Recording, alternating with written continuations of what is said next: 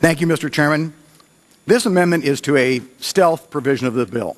It's a provision of the bill that no one has talked about in the press and no one has talked about in this room. It's a provision I'm betting that no one here really knows is in the bill or what it does. Under current law, if an ERISA governed plan, that means a union plan or an employer plan, negligently or even willfully and in bad faith denies coverage to an employee, and that employee is either injured or killed by the denial of coverage, that employee can recover nothing for their injuries. Nothing, even if there's a wrongful death. Now, one would think that that's the kind of injustice that Congress would want to correct. No one in America should be left to suffer a loss like that from the wrongful denial of coverage and recover nothing. But this bill not only doesn't fix this problem, it literally preserves and extends it. This injustice is best illustrated by a case called Corcoran versus United Healthcare. In that case, late in her pregnancy, Florence Corcoran was ordered hospitalized by her doctor. He told her that if she wasn't hospitalized, either she would die or her baby would die. But United Healthcare refused to cover her hospital stay. They said they would only offer home nursing services. Tragically, Mrs. Corcoran's treating physician was right. At a time when there was no nurse at home at the Corcoran's house, Mrs. Corcoran went into labor and her baby went into distress and died. I hope my colleagues are listening carefully.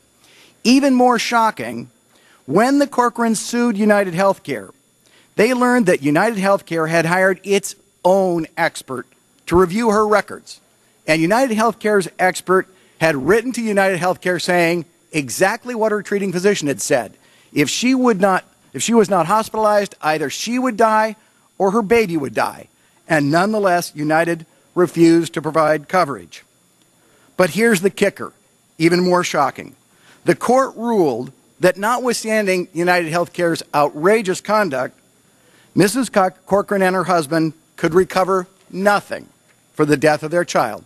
Absolutely nothing. Why?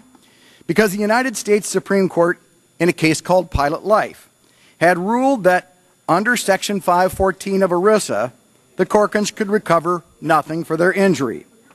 In this bill, we do not fix the injustice of Corcoran versus United Healthcare or Pilot Life. We preserve and protect Section 514. Don't believe me? Open the bill to page 49 and look at lines 19 through 22. We apply Section 514 of ERISA to future plans. This committee has defeated amendment after amendment to provide medical doctors with some slight form of liability protection. But in this bill, we extend and preserve immunity for ERISA-governed plans, an injustice which leaves people like the Corcorans with no remedy.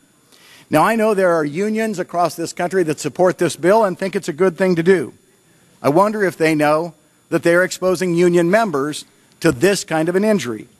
I know that the American Medical Association has come out in support of this bill and said that they think it's a good idea. I wonder if they know they're supporting a bill that makes doctors liable but ERISA plans immune. And I wonder if my colleagues on the other side of the aisle know that they are voting for immunity for ERISA plans that not only negligently refuse to provide coverage, but willfully and in bad faith refuse to provide coverage. My amendment simply removes this injustice and provides that no plan should be able to be immune. And with that, I'd be happy to yield to my friend, Mr. Terry. Thank you.